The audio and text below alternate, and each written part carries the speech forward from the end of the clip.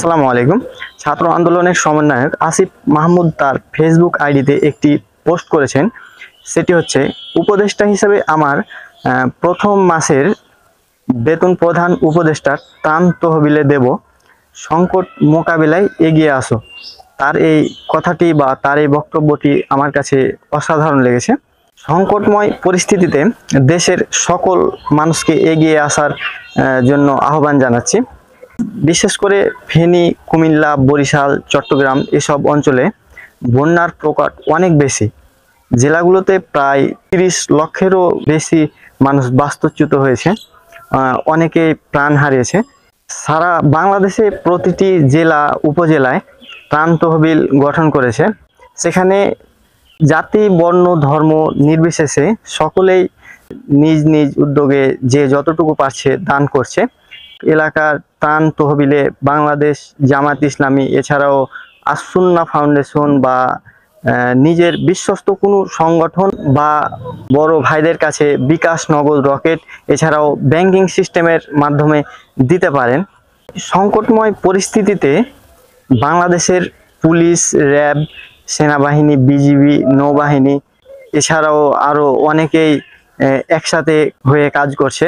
এই ধরনের সম্প্রীতি, একত্রতা বাংলাদেশবাসী হয়তো এর আগে কখনো দেখেনি। আপনারা দেখবেন এর আগেও কয়েকবার বন্যা হয়েছে, কয়েকবার বলতে ভুল হবে, প্রায় প্রতি বছরই কোনো না কোনো জেলায় বন্যা হয়। তো এবারের মতো ত্রাণ তহবিল বা টিএসসিতে যেভাবে প্রতিদিন কোটি টাকার উপরে উঠছে, বা আসুন্না ফাউন্ডেশনে যেমন প্রথম দিনে 20 কোটি টাকার উপরে তারা ত্রাণ নিয়ে সেখানে হাজির হয়েছিল, তো এগুলো অন্যান্য বছর এতটা দেখা যায়নি। আমাদের পার্শ্ববর্তী দেশ আমাদের যেভাবে বারে বারে দাবায় রাখার চেষ্টা করছে, তার ফলশ্রুতিতে এবারও যেভাবে আমাদের না বলে ডম্বুর বাঁধের যে কপাটগুলো রাতের অন্ধকারে খুলে দিয়েছিল, অনেক এলাকা, অনেক গ্রাম অঞ্চল, শহর পানির তলে তলিয়ে গেছিল। তো আমরা যেটা ভেবেছিলাম যে অনেক প্রাণহানি ঘটবে, কিন্তু সেখানে আমরা অতটা প্রাণহানি দেখতে পাইনি। আলহামদুলিল্লাহ অনেক প্রাণহানি কম। তারপরেও আমরা এই যে কয়টি মারা গেছে এগুলো আমরা কখনো চাইনি।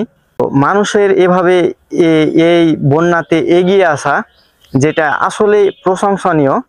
প্রত্যেকে নিজে যার যার মতো করে যে যা পেরেছে সকলেই দিয়েছে। আমরাও গতকাল চাঁদা তুলেছি আমাদের এলাকাতে, বাজারঘাটে। এছাড়াও এই প্রক্রিয়া চলমান রয়েছে।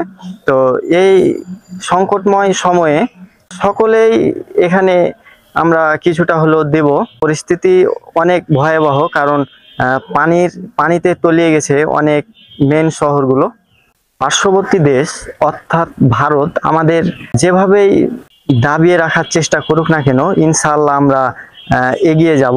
এই স্বৈরাচার পতনের পরে আমরা একের পর এক সংকটময় পরিস্থিতির মধ্যে পড়ে গেছি, কিন্তু দেশের মানুষের সহযোগিতা, একত্ববোধ এবং একসাথে কাজ করা দেখে আসলে এটা অনেক প্রশংসনীয়।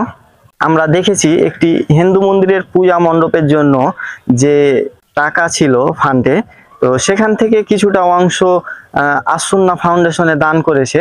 এছাড়াও মহিলারা তাদের মালা বা বালা এগুলো দিয়ে হেল্প করেছে। এছাড়াও দেশের অনেকেই অনেক বড় বড় অনুদান দিয়েছে।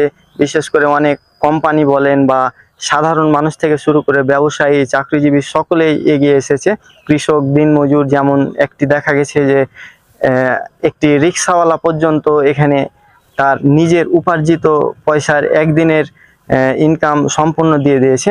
এছাড়াও আমরা ছোট ছোট বাচ্চাদের দেখতে পেয়েছি, তারা ব্যাংকে যে টাকা জমিয়েছে সেগুলো সেখানে দান করে দিয়েছে। এছাড়াও সকলেই নিজের মতো করে যে যা পারছে দিচ্ছে। ভারত যে আমাদের না বলে এত বড় ক্ষতি করালো, এটার মুখ্য জবাব আমরা ইনশাআল্লাহ দেব। তো আজকের ভিডিওটি এ পর্যন্ত। আসসালামু আলাইকুম।